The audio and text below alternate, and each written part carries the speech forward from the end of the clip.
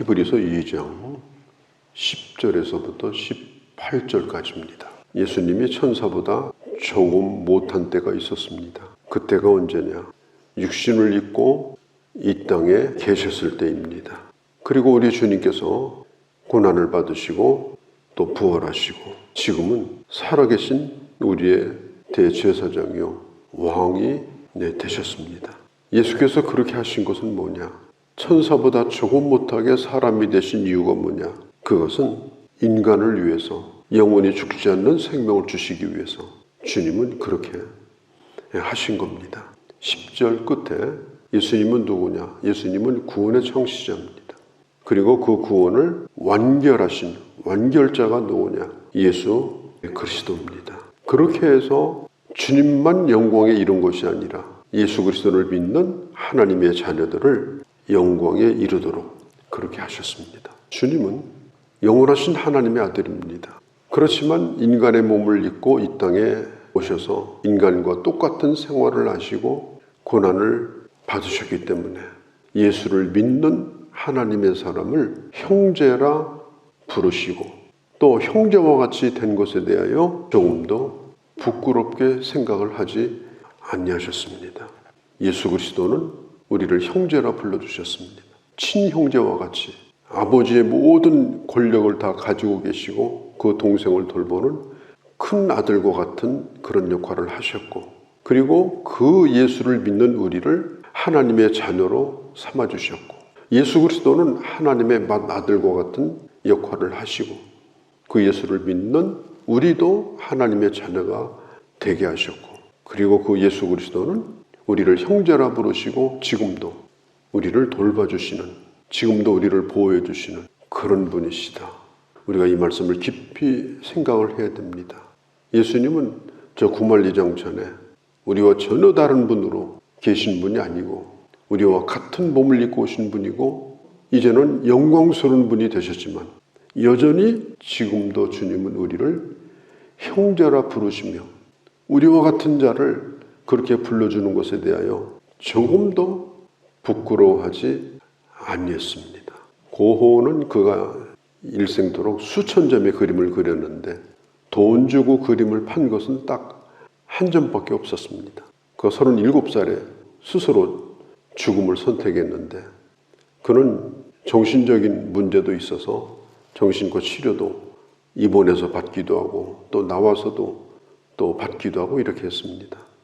그가 일생토록 그린 그림이 딱 한 사람이 사줬는데 한 점 300만 원에 사줬는데요. 지금 그 그림이 어디에 가 있느냐? 지금 러시아에 가 있는데 약 한 900억 원 된다고 합니다. 그런데 고호가 그렇게 그림을 그럼에도 불구하고 끝까지 그릴 수 있었던 것은 그 동생이 있었어요. 그 동생이 형을 몹시 존경했습니다. 가난하고 정신적으로도 온전치 못했지만 그 형의 형됨, 그 형의 예술에 대한 순수한 마음을 정말 사랑하고 존경했는데 그는 사업을 해서 돈이 좀 있었어요. 그 형을 평생도록 도와줬습니다. 요즘으로 치면 한 달에 수백만 원씩 생활비를 대줬어요. 얼마나 존경했느냐. 그 아들을 고호라고 지었어요. 형님의 이름으로 그 정도로 형을 존경했습니다. 세상적으로 아무것도 가진 것이 없고 누구도 바라보지 않는 사람이었지만 그렇게 인정을 해주고 그렇게 하다가 고호가 죽고 나서 6개월 후에 그 동생도 지병으로 죽었습니다. 두 형제가 오래 살진 못했어요. 그렇게 하다가 이제 고호가 그냥 묻혀질 뻔했는데 부인이 자기 남편이 그렇게 존경하던 형을 고호를 스토리를 만들었습니다. 고호가 얼마나 극적인 인생을 살았는지 짧은 삶이지만 스토리를 만들고 그 다음에 전시회를 했어요. 그래가지고 그 동생의 부인이 고호를 알림으로 인해서 오늘날 그 유명한 고호라는 화가를 우리가 기억합니다. 참 그 형제의 스토리를 보면서 저는 굉장히 감동을 받았어요. 보잘것없는 자기 형, 그러나 순수하게 예수를 위해서 그림을 위해서 살았던 그 모습을 존경하고 끝까지 후원해 주었던 자기 형을 부끄러워하지 않고 아들도 형님의 이름을 붙여서 지어주고 그리고 그의 온 가족이 그 고을을 지켜주고 알리는 일을 함으로 인해서 우리가 오늘날 고을을 알게 된 겁니다. 그 유명한 그림이 하늘에 별이 떠 있는 그림, 유명한 그림이 해바라기 그림이 참 유명합니다. 제가 왜 이 얘기를 하느냐? 예수 그리스도는 하나님의 맏아들입니다. 하나님이 낳았다는 뜻이 아니에요. 예수님은 하나님이 낳은 분이 아니에요. 하나님과 더불어 영원전부터 계셨지만 역할에 의해서는 맏아들과 같은 역할을 하셨습니다. 그리고 예수님이 하나님의 뜻을 받들어서 이 땅에 육신을 입고 오신 거예요. 얼마나 천한 집안에서 태어났습니까? 가난하고 젊은 나이에 이름 없는 몫으로 30년을 살 정도로 누구도 그를 기억해 주지 않을 정도로 평범하게 살게 하셨습니다. 그러나 하나님은 그를 하나님의 뜻을 받들어 십자가의 죽음으로 인간을 구원하는 그런 원칙을 만드신 거예요. 그래서 예수님은 그 뜻을 따라서 죽으시고 오늘날도 예수를 믿는 자는 성부 하나님의 뜻을 따라서 다 구원을 받습니다. 우리 예수 믿는 사람은 그런 형님을 가진 거예요. 나를 위해서 죽으신 형제와 같이 되신 분, 나를 위해서 하늘의 보좌를 버리고 자기 스스로를 낮추고 비참하게 사셨던 큰형님과 같은 예수 그리스도, 나와 같은 몸을 입고 나와 같은 연약함을 지닌 것에 대하여 조금도 부끄러워하지 아니하시고 오히려 오늘 이 마지막 절 18절에 시험을 당하셨을 때, 시험을 당했다는 말은 같이 연약함을 가지고 계셨기 때문에 인간의 삶을 살아봤기 때문에 오히려 우리들을 더 이해하시고 더 사랑하시고 우리가 그 연약함 때문에 고생할 때 너 왜 이러느냐 이해가 안 된다 이것이 아니라 우리 주님은 우리를 그 시험을 이길 수 있도록 지켜주시는 도우시는 분이 바로 우리 주 예수 그리스도다. 마태복음에 나타난 예수님의 족보는 아브라함이 꼭대기입니다. 누가복음은 인간의 최정점에 누가 있느냐? 아담입니다. 그래서 우리의 조상 아담이라고 그래요. 우리의 아버지를 거슬러 올라가면 우리의 최고 높은 할아버지가 아브라함 할아버지예요. 그러면 그 아담은 누가 낳았느냐? 아담을 낳으신 분이 하나님이셔요. 그것도 하나님을 닮은 자로 만드셨어요.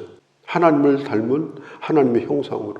그렇게 만드시고 그런 후손들이 이 땅에 무수히 많아지고 그런 인간과 더불어 교제를 나누기를 원하셨던 것이 하나님의 계획이에요.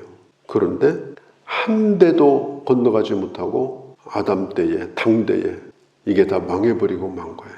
인간이 죄를 지음으로 하나님의 형상을 상실해 버렸어요. 하나님과 함께 살 수 없는 지경이 돼가지고 그 낙원에서 쫓겨나 버렸어요. 이제 하나님으로서는 대가 끊어진 거예요. 하나님의 가장 큰 아픔은 인간이 하나님을 배반하고 죄를 지은 것이고 그리고 아담으로 대가 끊어진 것이 하나님으로서는 가장 큰 고통입니다. 그냥 그걸로 끝내버리면 돼요. 없던 일로 하고. 그런데 하나님께서 창세기 3장 15절에 보면 계획을 세워요. 그의 유일하신 아들인 그 예수 그리스도를 이 땅에 보내주시고자 계획을 세웁니다. 창세기 3장 15절에 보면 그 아들이 십자가에 달려 죽으시고 사탄이 그분의 발꿈치를 물고 그가 죽으시고 부활하심으로 그 사탄의 머리를 상하게 하는 그 계획을 인간이 타락하자마자 세운 거예요. 그리고 실제로 때가 되매 예수 그리스도께서 이 땅에 육신을 입고 오셔서 우리의 형제와 같이 되어주신 겁니다. 그러므로 인해서 우리는 아담의 혈통을 이은 자가 아니라 예수 그리스도의 혈통을 이은 자로서의 하나님의 자녀가 된 거예요. 그러면 우리 위에 있는 형제는 누구냐? 바로 예수 그리스도예요. 예수 그리스도는 하나님의 아들이시지만 인간됨으로 우리의 형제와 같이 되어주셨고 조금도 우리를 부끄럽게 여기지 아니하시고 나와 같은 자를 자랑스럽게 생각하고 어떻게 하든지 도와주시려고 하고 대제사장이 되어주시고 또 이해하시고 그렇게 함으로 인해서 오늘날까지 우리를 인도하여 주신 것입니다. 이게 바로 복음이에요. 복음이 뭐냐? 하나님의 아들이 바로 우리의 구원자요, 우리의 형과 같은 분이 되셨고, 하나님의 한 가족, 한 하나님 안에 있는 한 가족과 같은 거죠. 한 몸. 그러면 우리도 거기에 들어와 있는 하나님의 한 큰 가족이 된 거예요. 예수 그리스도의 뒤를 이어서. 이게 얼마나 놀라운 일이에요. 이것이 바로 육신을 입고 이 땅에 예수님이 오신 이유이고 목적입니다. 성경에 보면은 14절에 마귀의 일을 멸하시려고 오셨다. 마귀는 하나님의 원수고 예수 믿는 우리들의 원수입니다. 예수님은 언제나 마귀를 부를 때 원수마귀라고 그랬어요. 원수마귀, 악한 자, 요한복음 8장의 거짓의 아비, 이게 다 마귀를 부르는 그런 명칭입니다. 좋은 것이 하나도 없어요. 그런데 이 마귀를 멸한다. 이 카타르게오, 멸한다. 효율성이 완전히 떨어진 땅, 영양가가 없어가지고 어떤 걸 심어도 풀 한 폭이 나지 않는 그런 땅을 카타르게오라고 말해요. 또 한 가지는 열매가 하나도 안 열리는 과수원. 왜 성경은 이 카타르게오라고 하는 멸한다는 말을 사용했을까? 이것은 마귀가 사라졌다는 뜻이 아니고, 지금도 마귀가 존재하지만 마귀의 영향력이 다 떨어진 건 아니에요. 아직도 영향력이 있어요. 그러나 완전히 무기력하게 되었다. 완전히 힘을 쓰지 못하게 되어 있다. 마귀가 하는 일은 하나님의 자녀에 대하여 절대로 성공하지 못한다. 그게 바로 멸한다는 뜻이에요. 이건 마치 뭐와 똑같은가 하면 엄청난 군함이 있는데 미사일 한 방을 맞았어요. 그게 엔진에 꽂힌 거예요. 침몰되지는 않았지만 군함으로서 기능을 완전히 잃어버린 상태. 그게 멸한다. 분명히 오늘날도 이 원수마귀가 역사하고 하나님의 자녀들을 괴롭힐 수 있습니다만은, 그러나 절대로 하나님의 자녀를 쓰러뜨리거나 멸망으로 끌고 가지 못한다. 마귀의 종말은 마지막 주님 오실 때에 그때 종말을 맞게 된다. 그런데 마귀가 가장 잘 쓰는 방법 가운데 하나가 뭐냐? 15절에 죽기를 두려워함으로 한평생 배여 종로로 타는 자. 인간을 마귀가 자기 밥으로 삼는 방법이 뭐냐면 죽음에 대한 두려움이에요.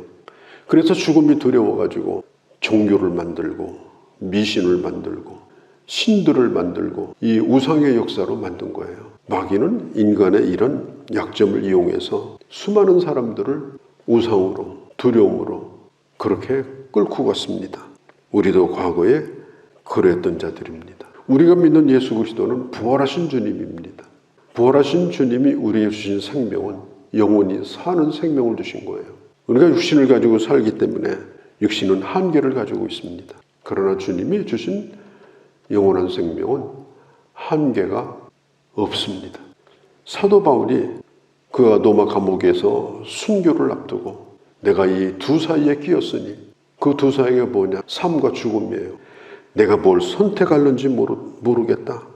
내가 진정으로 원하는 것은 빨리 하나님 앞에 가는 것이지만, 그러나 너희를 위해서는 내가 더 오래 살아야 되겠다. 이 사람이 행복한 사람이에요. 죽어도 죽음의 의미가 있고 살아도 살 의미가 있고, 그리고 삶과 죽음을 하나님 앞에 온전히 맡기고 사는 사람, 그 사람이 행복한 사람이에요. 예수 믿는 사람은 죽음을 두려워하는 사람이 아니라 사는 것도 두려워하지 아니하고 죽음도 두려워하지 아니하고 그 모든 걸 주님 앞에 맡기고 살아가는 사람들이다. 주님이 나처럼 되셨으니까. 어떤 사람은 심지어 주님을 부끄러워해요. 복음을 부끄러워하고 내가 주님 자녀인 것을 드러내지 못하고 사는 사람도 있어요. 주님을 부끄러워한다면 주님 말씀하잖아요. 나도 너를 부끄러울 수밖에 없다. 오늘도 주님의 도움을 충분히 구할 수 있고 그 도움을 받을 수 있고 주님의 은혜에 감사해서 우리가 주의 그 사랑을 이 세상에 증거하고 선포하고 살아갈 수 있는 그런 하나님의 귀한 자녀들이 되어주시기를 바랍니다. 거룩하신 우리 아버지, 우리 주님께서 왜 인간으로 오셨고 왜 나와 같이 되셨는지, 그것은 인간된 우리를 구원하기 위해서 주님은 이 땅에 오셨고, 그리고 나와 같이 되시는 것에 대하여 조금도 부끄러워하지 아니하시고 여전히 오늘도 나를 사랑하시며 나와 같은 연약함을 경험하셨기에 또한 나를 지금도 도우시고 나의 가장 믿을 만하고 능력 있는 이 형님처럼 오늘도 나를 돌보시는 우리 주님, 참으로 오늘도 주님을 사랑하며 그리고 일마다 때마다 주님 앞에 무릎을 꿇어 기도하며 주의 도움을 구하며 주님을 영화롭게 하는 그런 주의 자녀로 살아가는 그런 저희가 되게 하여 주시옵소서. 우리 주 예수님의 이름으로 기도하옵나이다.